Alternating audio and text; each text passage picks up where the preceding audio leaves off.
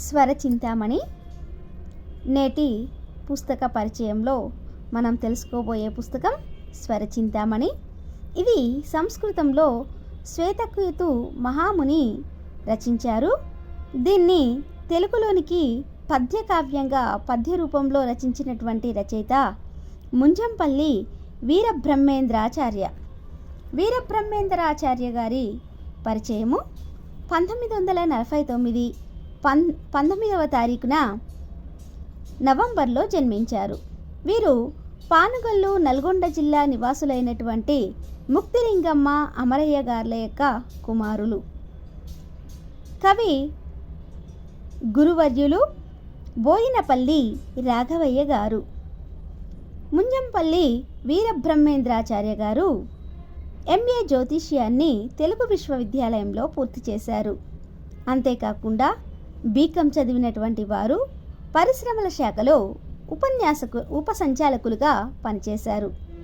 ఇక జ్యోతిష్య శాస్త్ర అభ్యసనం చేస్తూ పద్యకవిగా పద్యకవిత్వం రాయడం అనేది అభిరుచిగా కలిగి ఉన్నారు. ఈ కవి అనేకమైనటువంటి రచనలు చేశారు.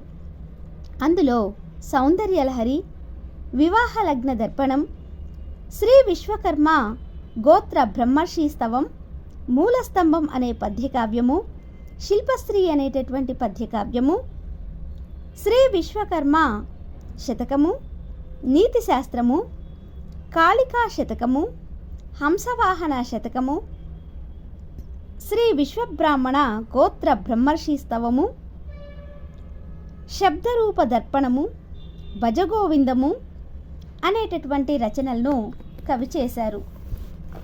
ఇవే కాకుండా ఈ కవి రచించినటువంటి ఈ స్వరచింతామణి అనేటటువంటి పుస్తకం గురించి, అందులో ఉన్నటువంటి విషయాల గురించి తెలుసుకునే ముందు కవి రచనలు చాలా వరకు కూడా సంస్కృత తెలుగు భాషల్లో పండితులైనటువంటి కవి సంస్కృతంలో ఉన్నటువంటి అనేకమైనటువంటి ప్రముఖమైనటువంటి గ్రంథాలలో ఉన్నటువంటి సారాన్ని, నీతిని, వేద సంబంధమైన, ఆరోగ్య సంబంధమైన, మానవ ప్రయోజనకరమైనటువంటి అనేకమైనటువంటి విషయాలని పద్య రచన రూపంలో తెలుగులోనికి అనువాదం చేశారు. అటువంటి రచనల్లో స్వరచింతామణి కూడా ఒకటి. అయితే ఈ స్వరచింతామణి అనేటటువంటి పుస్తకాన్ని ముందు మాటగా ఆ కవి పుస్తకాన్ని ప్రారంభించినటువంటి విధానము ఎందరో పాఠకుల్ని ఆకర్షిస్తుంది. ఇందులో పార్వతీదేవి పరమేశ్వరునితో ఒక రోజున ఇలా అడిగిందట: తిథి వార నక్షత్రాలు, కరణము, హారము, గ్రహణాలు, మంత్రతంత్రాలు అవసరం లేకుండా అన్ని పనులు తొందరగా అయ్యే విద్య ఉంటే దయచేసి చెప్పండి అని పార్వతీదేవి ఆ పరమశివుణ్ణి అడిగిందట.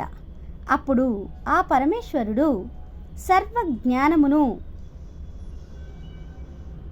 నిక్షిప్తమై ఉన్నటువంటి స్వరజ్ఞానము అనేటటువంటి ఒక విద్య ఉంది అని ఆ విద్యను గురించి చెప్పాడట.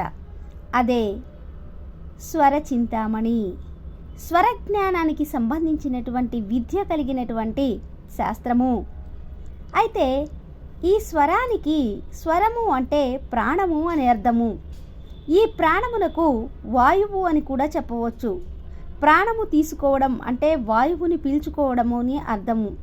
అయితే ఈ స్వరానికి 3 విధాలుగా చెప్తూ ఉంటారు. అందులో మొదటిది ఇడ, రెండవది పింగళ, మూడవది సుషుమ్న అనేటటువంటిది. అయితే ఇడ అనేటటువంటి నాడి చంద్రనాడి. ఇది ఎడమ భాగం నుంచి శ్వాసని తీసుకోవడం విధానాన్ని, శ్వాసని వదిలేటటువంటి విధానాన్ని తెలియచేసేటటువంటిది ఇడానాడి. ఇక ఇది చంద్రనాడి. ఇక పింగళి అనేటటువంటిది సూర్యనాడి. ఇది కుడివైపున ఉన్నటువంటి నాసిక రంధ్రము ద్వారా ఉచ్ఛ్వాస నిశ్వాసలను తెలియజేసేటటువంటిది. దీన్ని సూర్యనాడి అంటారు. ఇక సుష్మనాడి అంటే ఇది బ్రహ్మనాడి, ప్రాణవాయువుకి సంబంధించినటువంటి ప్రాణనాడి అని చెప్పవచ్చు. ఇక ఎడమ ముక్కును ప్రసరించేటటువంటిది ఇడనాడి అని, కుడి ముక్కు నుండి ప్రసరించేటటువంటి వాయువుకు పింగళి నాడి అని, స్వరము అని పేరు. ఈ నాడికే స్వరము అని కూడా పేరు. దీనినే ప్రాణము, ప్రాణాపానము అని కూడా అంటారు. మనోధాన వ్యయాలను వాయువులు కాక ఇంకా 5 రకాలైనటువంటి వాయువులు ఉన్నాయి. ప్రాణ, పాన, మనోధాన, వ్యానములు అనేటటువంటి వాయువులే కాకుండా ఇంకొక 5 వాయువులు కూడా ఉన్నాయి అని మనకు ఈ యొక్క స్వరచింతామణి చదవడం ద్వారా తెలుస్తుంది. అంతేకాకుండా సూర్య సంక్రమణమున మేషంలో జరిగినప్పుడు చైత్రము, వృషభముల్లో వైశాఖము అని సంక్రమణాలకు పేరు. ఇక చైత్ర సంక్రమణము నుండి 5 రోజులు సూర్య స్వరములు అంటే సూర్యనాడుల ద్వారా శ్వాస జరిగినట్లయితే 60 సంవత్సరముల ఆయు ప్రమాణము ఉంటుంది. అలాగే జ్యేష్ఠ సంక్రాంతి నాటి రాత్రి నుండి 5 రాత్రులు ఉన్నటువంటి పింగళి నాడి ద్వారా శ్వాస జరిగినట్లయితే, ఇక్కడ పింగళి నాడి అంటే సూర్యనాడితో ఈ యొక్క శ్వాస జరిగినట్లయితే అప్పుడు ఆ వ్యక్తి 90 సంవత్సరాల వరకు జీవిస్తారని చెప్పవచ్చు. అలాగే శ్రవణ సంక్రాంతి నుండి 5 రోజులు సూర్యస్వరమును అంటే పింగళి నాడి ద్వారా 12 ఆశ్వీజ సంక్రాంతులు, 5 సూర్యదినాలు జరిగినట్లయితే 15 మార్గశిర సంక్రాంతుల నుండి 5 రోజులు సూర్య స్వరాలు అనగా పింగళి నాడి ద్వారా శ్వాసని తీసుకున్నట్టయితే 70 సంవత్సరాలు ఆయు ప్రమాణం ఉంటుందని మనకు ఈ శాస్త్రం ద్వారా తెలుస్తుంది.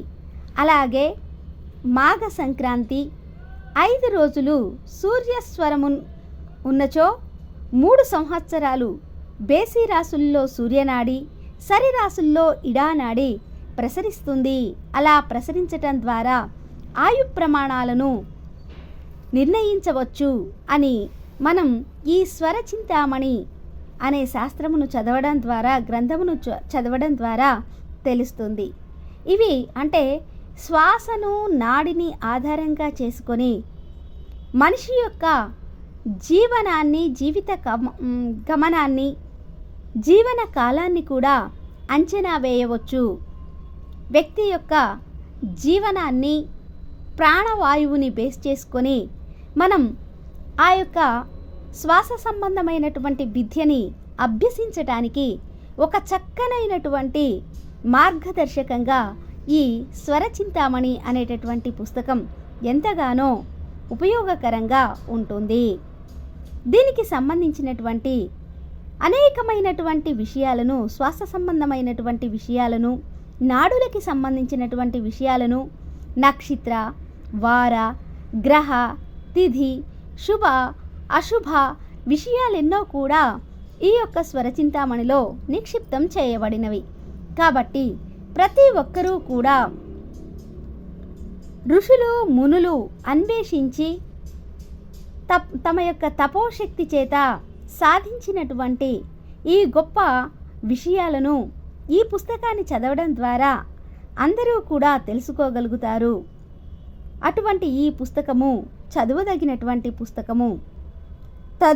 తరువాతి భాగంలో మిగిలినటువంటి అంటే స్వరచింతామణికి సంబంధించినటువంటి మరికొన్ని విషయాలను తెలుసుకుందాం. తప్పకుండా తరువాయి భాగాన్ని వినగలరని, చూడగలరని ఆశిస్తున్నాను.